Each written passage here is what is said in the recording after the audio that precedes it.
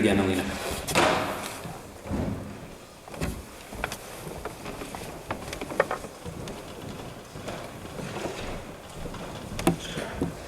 Good morning, faculty, parents, students, and members of the Samuel Fuller School Committee. My name is Madison Ruscansky, and I just want to thank you for coming out today. I will be discussing how single-parent families and homes will affect parents. First, let us look at fixed family courts that discusses the single mother home statistics. Fixed family courts state that 70% of dropouts, teen suicides, runaways, juveniles, delinquents, and child murderers come from single mother homes. Sadly, these moments happen on a daily basis. These are outcomes for parents and children in single parent homes. We know that a single parent home environment can be hard for children, but the struggles that parents face are not nearly talked about as much. Single parents are faced with mental health issues that can arise from various causes and less support from many people. Children can suffer these same consequences, and children are the ones we're more likely to help first. But it hurts to know that sometimes we neglect the needs of the parents when they might need the most help. That is what this thesis will highlight: the struggles that single parents face while dealing with their mental health while not receiving much support. This will also shed light on the struggles of their children and how those consequences can also affect parents the same amount, if not more severely. The discussion about parenting in nuclear families have occurred since the beginning of time.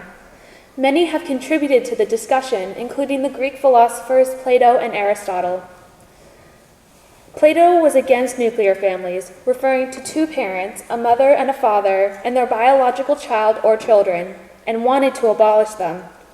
On the other hand, Aristotle disagrees with Plato. Aristotle rejected Plato's call to abolish the nuclear family and found nuclear families to be far more beneficial to society. Thus, it is worth considering whether it is better to have a nuclear family than a non-nuclear one. In order to understand the matter of single-parent or non-nuclear families, we must discern when this problem became a pervasive cultural issue, how much it has grown since then, how it affects parents and children, and what the Bible says concerning this topic. The first thing to consider is when this problem became a pervasive cultural issue. Encyclopedia of Marriage and Family states, in the mid-20th century, most single-parent families came about because of the death of a spouse.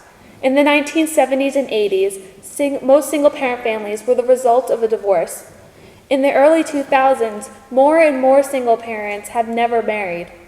Since the mid-20th century, the amount of single parents has dramatically increased.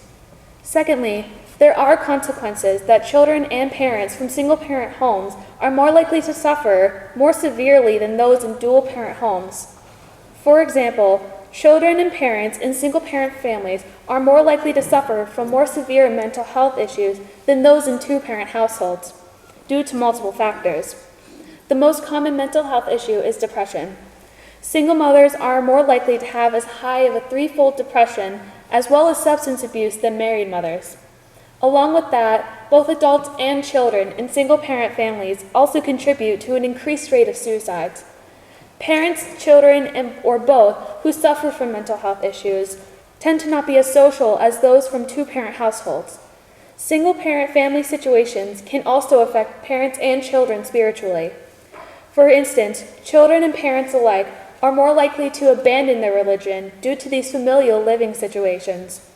Lastly, those in single-parent families are more likely to have a harder time with child upbringing, and this is caused by factors like financial instability, mental health problems, parental conflict, and even loss of faith. But God doesn't and still doesn't want us to live like this. The idea of being alone starts from the beginning of the Bible, specifically with Adam and Eve in the Garden of Eden. In the Bible, God created Adam first, but the Lord saw that Adam should not be alone, but have a companion to be with him. As it says in Genesis 2:18, then the Lord said, "It is not good that man should be alone. I will make a helper fit for him."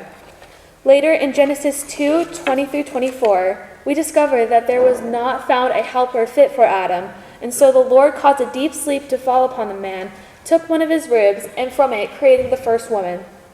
It is not just for this reason that God created Eve to be with Adam. God created both Adam and Eve to be his image bearers. God created Adam in ways to represent God that Eve is not able to represent him. And the same is likewise where Eve represents God in ways that Adam cannot. Together, they represent God as both were created in his image. When God gave Adam the gift of Eve, they became united in the first marriage. That is why Eve is a perfect fit or helper fit for him. She is better equipped by God to fulfill certain responsibilities that Adam cannot. And that is also a key factor to why God created marriage. Though he joined together one man and one woman to image and reflect him, specifically in his unbreakable love and devotion to his people. So whether single parenting is better or not for families or society in general goes beyond the scope of this thesis. But the topics that will be explored are the problems it causes for family and how severe they are as the rise in single parents continues to rapidly grow. Before proceeding, it is necessary to define some terms that will help us to understand the content of my thesis. The most important term to define here is single parent. Single parent can be defined as a person bringing up a child or children without a partner. Furthermore, as we look in verses in Genesis 2, we come across the term helper fit. This term comes from the Hebrew words ezer kenegdo, ezer, which means helper, and kenegdo, which means suitable, as defined by Faith Gateway. There will be more terms, but we will define them as we continue. Marriage and family units are very important structures. First, both are rooted in nature since man's beginning. God created men and women, and thus marriage. Any deviation from God's intent for marriage will cause a breakdown in mental health issues, actions, and relationships. These consequences can themselves lead to more significant issues such as crimes committed by children, suicides, a mental breakdown in health, and financial problems, and more. As the increase in single-parent families skyrockets, these issues continue to increase as well, not only in frequency, but also in severity. A survey was conducted, which was the 1993 Metropolitan Survey, Violence in America's Public Schools. 71% of teachers and 90% of law enforcement officials state that a major contribution to violence in schools is the lack of parental supervision at home. There can be many causes for a lack of parental supervision.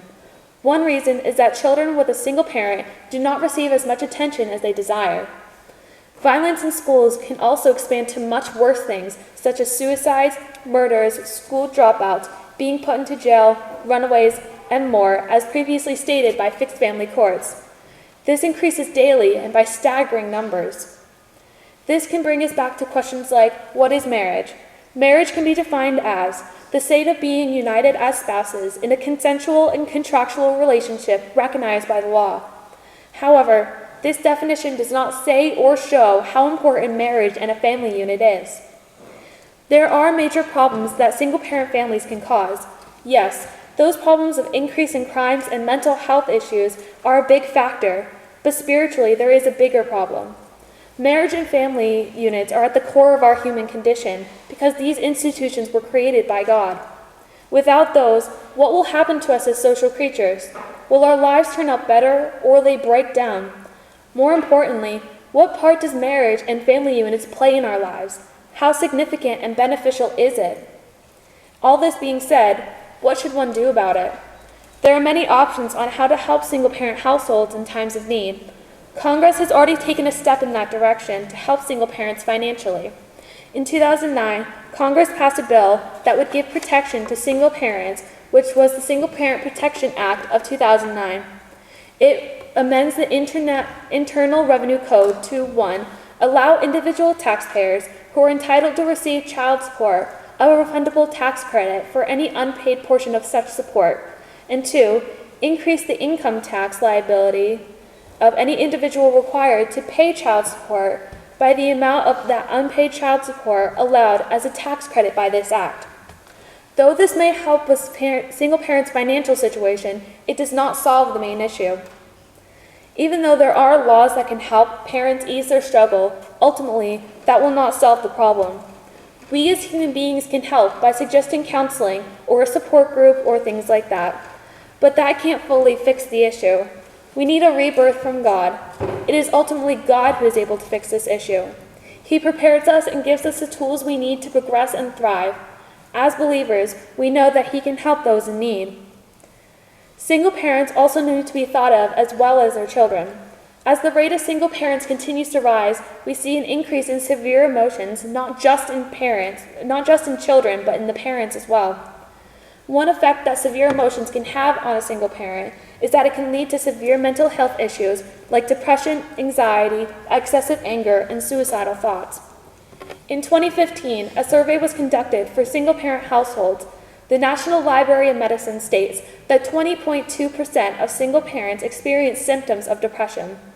In some cases, this could even lead to suicide if the parent does not take the initiative on keeping that feeling at bay. But it is not just severe mental health problems that can ultimately lead to an extreme case of issues. Feelings like anxiety, guilt, anger, sadness, being overwhelmed, and more can grow to become an important issue that should be considered.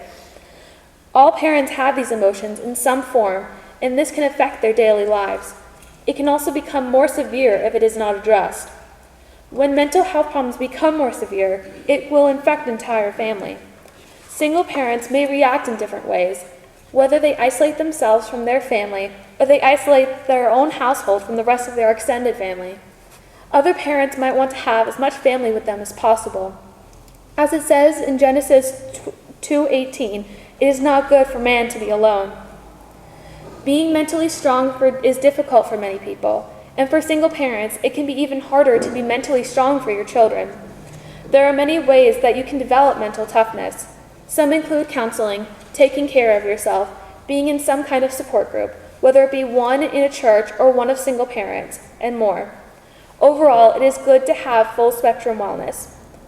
When you are not able to be mentally strong, it makes the task of filling the one or both roles of being parents harder.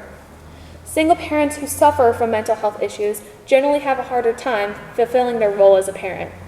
An article from Focus on the Family by Sue Birdseye speaks about the stress of a single parent. After talking about her most recent struggles, Sue shares some discoveries she had made while living her life as a single parent. As the mother of 5 children, I've learned that this single parenting life isn't about me doing something or anything perfectly. The reality is, I wasn't made to be both mom and dad, and neither were you. She continues by sharing things that she has learned while living her life as a single mom. She credits her success to being in God, letting Him use you, and receiving His grace. No matter our situation, we should live our lives by putting our faith in God because He is the good sovereign. As Birdseye rightly states, a single parent is unable to successfully fill both roles of mother and father, as God created male and female to uniquely complement each other. Everyone deals with mental health issues differently. Some seek professional help or talk about it with someone they trust. Others isolate themselves, their friends, or their family from their lives. They can also become depressed, have troubling anxiety, and so much more. It is important that one talks about their mental health and seeks guidance. Not doing so can lead to words or actions that can be detrimental to you or your family. As single parents live their lives without a partner, their lives will become harder. This means that they will need much support. The issue here is that people are more likely to give support to their children due to the fact that children are neither mature nor completely independent from their parents yet. People are more likely to diminish or perhaps even neglect the parents' struggles. It is important to give parents that support due to the difficulty of them finding any outside support. Since single parents are the only parents working, they often make less income than dual income married couples. This can become a major struggle, not just for parents, but for the entire family. But because of the community is more likely to give toward the benefit of the children, parents have a lack of financial support. In 2022, a study was drawn up by the U.S. Census Bureau, Table A1, Income Summary Measures by Selected Characteristics 2020 and 2021. It gives the median income in dollars made in different households, ranging from married couples to those headed by single parents and parents of different race, age, and more. The ones that are important to discuss based off the claim are the incomes between married parents and single parents.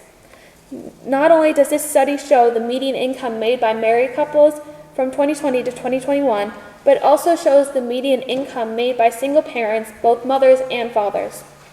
Looking at the average income, married parents earn $106,751.5. For single mothers, the average income is $51,361, and for single fathers, it is $70,501.5. Thus, we can see significant disparity between dual-parent income and single-parent income.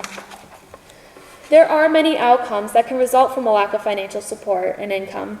One is the lack of emotional support that parents receive during these harsh times due to the factors that result from single parenting. This can affect one's mental health, which can result in good or bad outcomes. Another crucial factor for success for single parents is emotional support from others. Single parents can have a lack of emotional support, whether they say that they do not need it or if they don't have anyone in their lives to give them that support. This can cause severe mental health problems or even worse, deaths such as suicide. The rate of suicides has consistently gone up over the years in the U.S. alone. According to the CDC, between 2000 and 2018, rates went up by 37%, only decreased by 5% between 2018 and 2020, but returned to its height by 2021. We know that a fair portion of those are from single parents. California government states that a report from the U.S. Census Bureau revealed that 63% of suicides nationwide are from single-parent families. The deaths include parents and children alike. The causes of suicide can be a plethora of reasons, but one reason is that they are not able to fulfill the roles on their own. But not every single parent needs that support to have success in their lives. We can see that with Sonia Carson. Sonia Carson is the mother to Ben Carson, a neurosurgeon from Detroit who has made a mind-blowing impact on people around the world. From Carson's testimony, he gives all the credit for his success to God and his mother. Sonia grew up in a foster home and married Robert Carson when she was only 13. After 10 years of marriage and birth of 2 sons, Ben and Curtis, Sonia divorced her husband due to a discovery of a secret family he had. After briefly moving to Boston, she returned to Detroit, where she went on to work 3 jobs to make ends meet for her and her boys. During this point in her life, she ensured that her children received a good education. She did this by requiring her sons to go to the library for interesting books, have them read their chosen book in a week, and then after give a book report. As Ben Carson's love of reading grew, he said, "My horizons broaden far beyond my neighborhood. Reading takes you all over the world, to every corner of the earth. Reading is the gateway to everything, and it's free if you go to the library." Ben Carson shares his story with millions of people to show how impactful his mother's influence was on his life.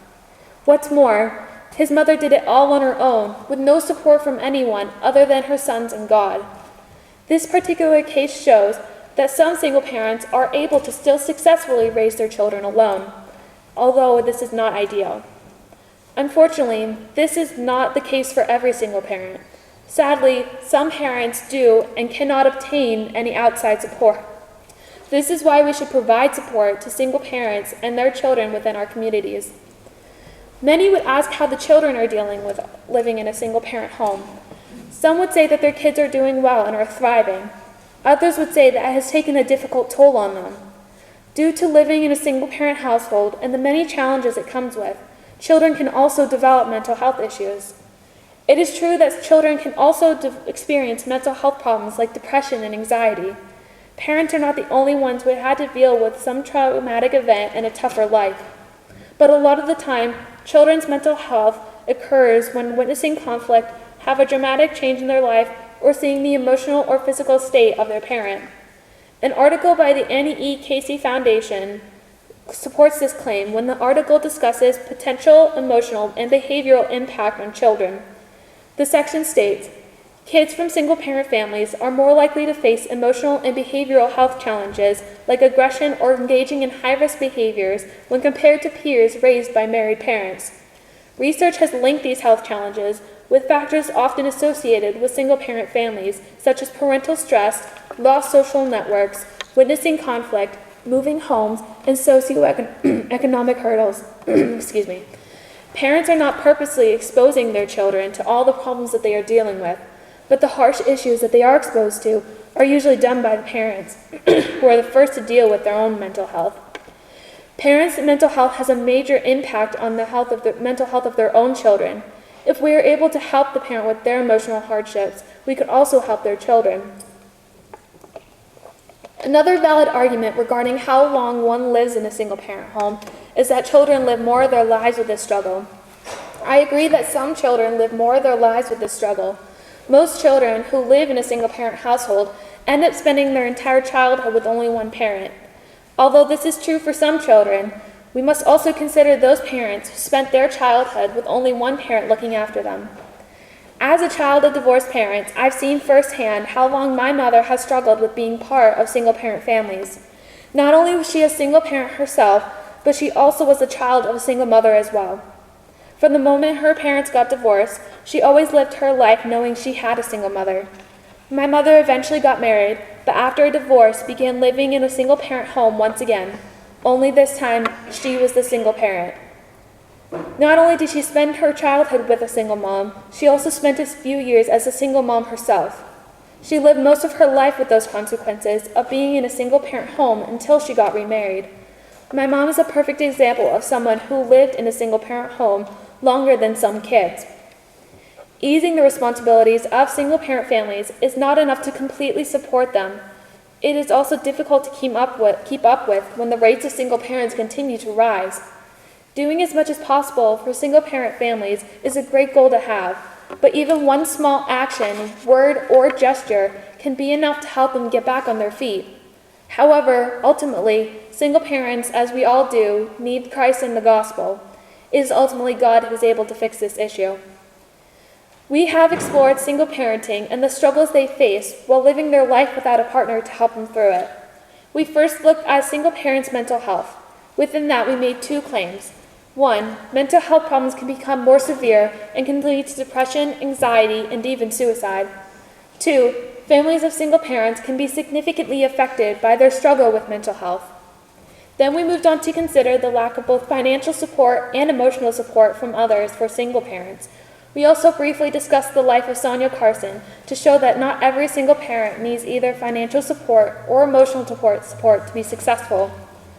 We also discussed counter-arguments opposing my side, which were 1, children can also develop severe mental health issues. 2, children can live more of their lives with this struggle. We also discussed what if we do nothing though? What if we believe that parents will be able to resolve their issues before they separate? Would every family be complete? Would there be less stress, less responsibilities to take care of, less death from different circumstances? No. The rate of single parents would continue to rise at a rapid pace. There would be continued rise in suicides. There would be less emotional support, less income made, more custody issues, and more responsibilities. Overall, there will not be as many success stories. So what can both dual parent and single parent households do? First, we can offer support to them, whether it be inviting them to a church, a Bible study group, sharing the gospel with them, or even offering counseling if they desire to seek professional help. Another group that could help is one of single parents who have a stable, if not successful, family life. They would be able to share words of advice, tools to make their situation easier, and more. If the Lord has planned this, they might meet their future spouse. Second, we can offer physical materials such as food, money, clothing, and other various donations through churches, websites, or other groups. Finally, we can give support to those families and remind them that the Lord will guide them through their trials. God reminds us that we should love one another through deed and truth in 1 John 3:17-18, which states, "But if anyone has the world's goods and sees his brother in need, yet closes his heart against him, how does God's love abide in him? Little children, let us not love in word or talk, but in deed and truth." Thank you.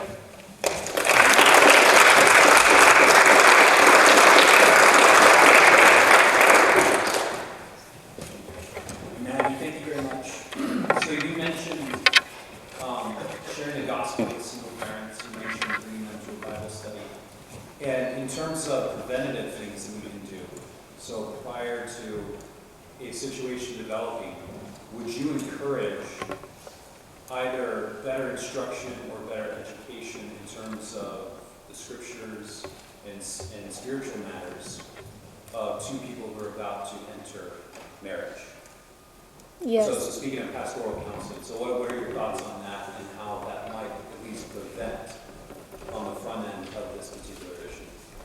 I think that either attending some kind of Bible study group or looking at the gospel can help prevent anything major happening, because you can think of any stories that might help relate to your situation, and you can just use words from the Bible to help influence and think about it deeply on how it would be not a great issue to encounter at this time. And so I think that's a very quick question. I haven't really thought much about it, but yeah, you can.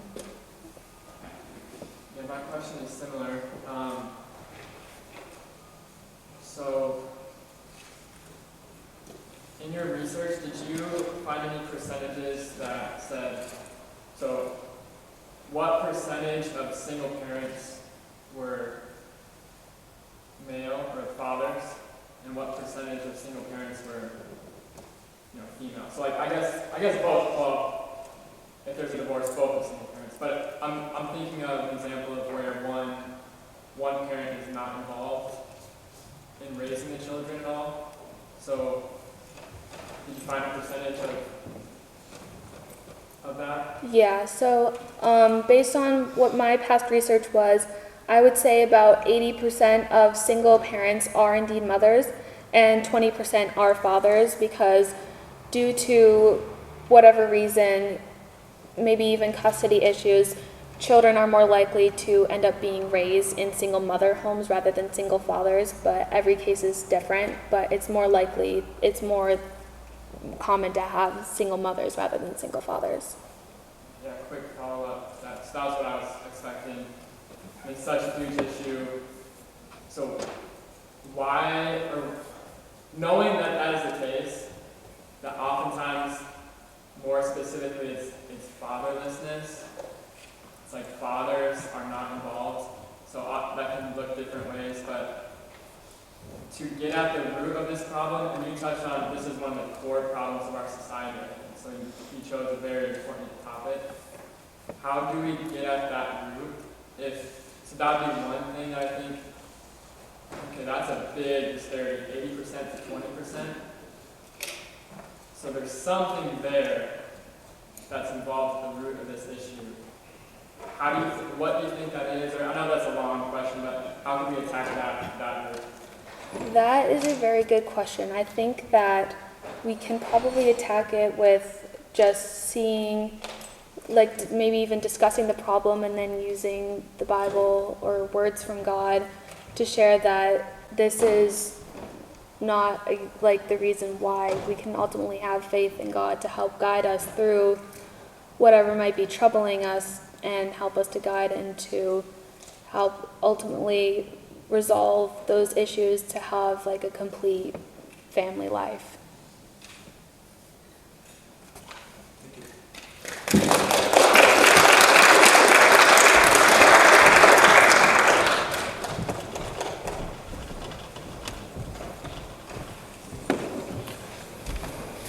Next, we will have Mr. Caleb Smith.